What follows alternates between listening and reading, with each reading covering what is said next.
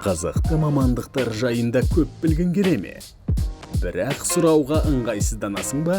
Онда сұрақтарды сен үшін біз қоямыз. Жақсылап жайғас.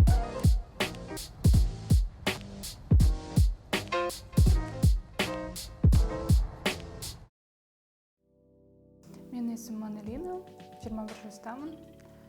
Бортсерік болып, әуе компаниясында жұмыс жасаймын. Міндетті емес.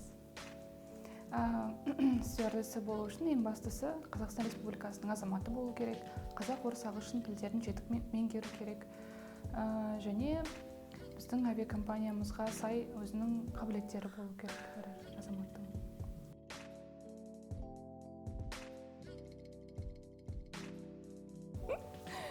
Жоқ, олай емес деп ойлаймын. Флайарстан немесе басқа да авиакомпаниялар әр өзі бөлек компаниялар ғой. Талаптары да басқаша. Сол үшін қызық сұрақ. Бөлек компаниялар, ол сіз бірінші өз жұмысыңыздан шығып, сол жақтан жұмысыңыздан шығып, басқа Эйр Астанаға келіп, талаптарынан өтіп, кастингтен өтіп қана жұмысқа тұра аласыз. Болады. Сіз мысалы бір компанияда жұмыс жасайсыз, келесі компанияда қарасаңыз, жақсы жағдайлары бар, басқа да мүмкіндіктер бар, ары қарай дамуға, немесе көп елдерді көруге, шетелге шығуға мүмкіндіктер болса, неге көрмеске? Маған бар және отбасыма бар. Отбасы мүшелеріне, ал достарыма жоқ. 90% жеңілдік бар. Қызық сұрақ.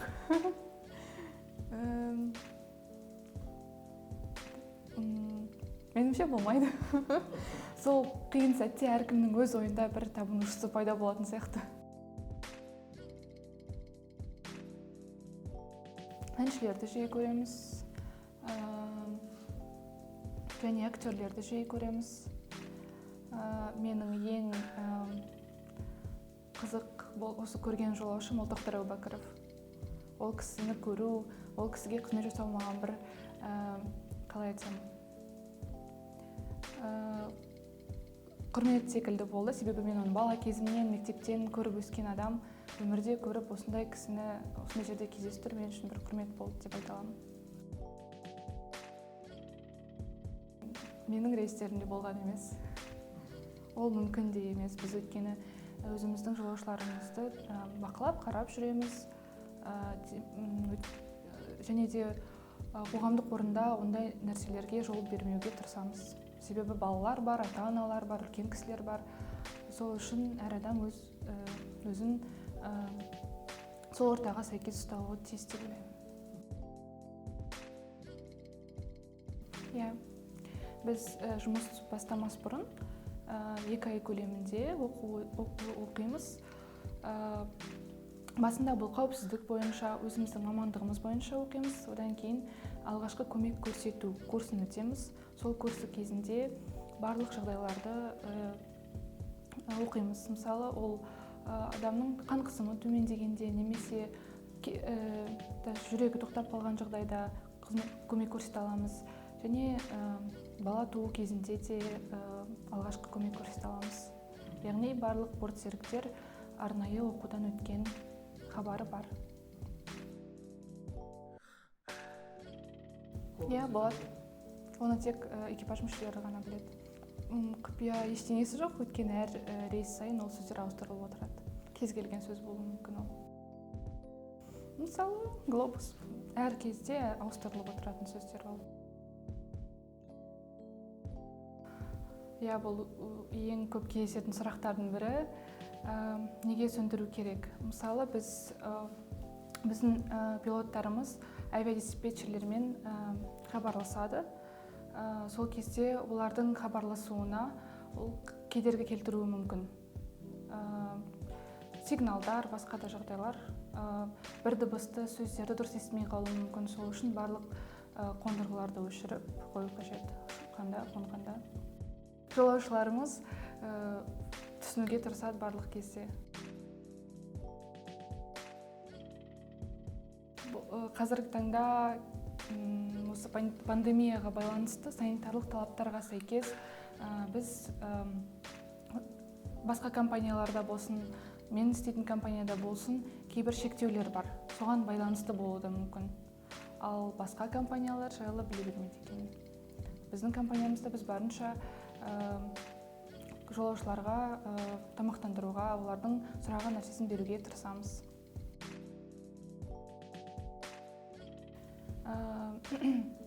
Сіз кез келген оқу орнында оқи аласыз. Сіз мысалы мұғалім болып та оқысаңыз да, немесе заңгердің оқуын оқысаңыз да, кез келген мамандықты оқысаңыз болады. Ең бастысы сіз ағылшын, орыс, қазақ тілдерін жетік біліп, осы авиакомпанияның кастингіне келесіз. Барлық этаптарын өткеннен кейін авиакомпания сізге барлығын өзі оқытады. Жаңа айтып өткенде 2 айдан тұрады, 2 немесе 3 ай, авиакомпанияда әртүрлі шығар, сол оқудан өтесіз. Әр бортсеріктің айлық табысы әртүрлі. Өйткені бір айда ұшу сағаттары әркімдікі әртүрлі, бірдей болуы мүмкін емес, 2 адамның айлығы. Бізде бар оклад, оған қосылады ұшқан сағаттарымыз. Біз ең алдымен эконом класс бортсерігі болып бастаймыз, одан кейін бизнес классқа өтеміз, одан кейін аға бортсерік боламыз. Егер сіз әрдайым ұшып жүргіңіз келсе, аға бортсерік болып қаласыз, немесе компанияның басқа да департаменттері бар, басқа да отделдары бар, соған қарай ауыссаңыз болады.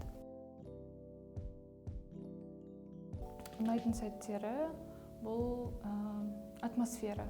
Сол атмосфераның өзі, және жолаушыларымыз, коллегалар менің. Біз мысалы әр күнде әртүрлі адамдармен ұшамыз, сонда да бір-бірімізді сағынып көрісетін кездеріміз болады. Және тағы қызықтыратын бұл шетелдерде саяхаттау мүмкіндігі, командировкамен барған кезде, мысалы бізге басқа қалаларда қалғанда шығып көруге рұқсат етілген, саяхаттауға. Және скидкамыз, жаңа айтып өткендей, маған ғана емес, отбасымда да. Және әр компанияның өзінің қызметкеріне беретін привилегиялары бар. Сол, және минустары дедіңіз ба? Бізде кейде болады түнгі рейстер, түнгі рейстен кейін қатты шаршап келеміз, немесе басқа шетелге барған кезде сағат айырмашылығына байланысты кішкене біз үйреніп түсіп кету қиынға соғады. Солай. Мысалы, мен өзім Европаға барғанда 5-6 сағат айырмашылық болады. Мен ұйықтайтын кезде Қазақстанның уақытысымен ұйықтап қаламын. Джетлэг болады.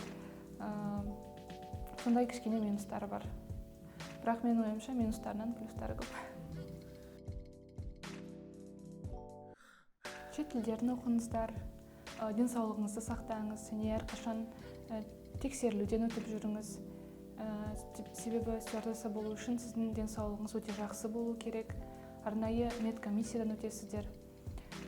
Әрдайым білім қуып, жаңа ақпараттарды оқуға тырысыңыздар. Және ешнәрседен қорықпаңыздар.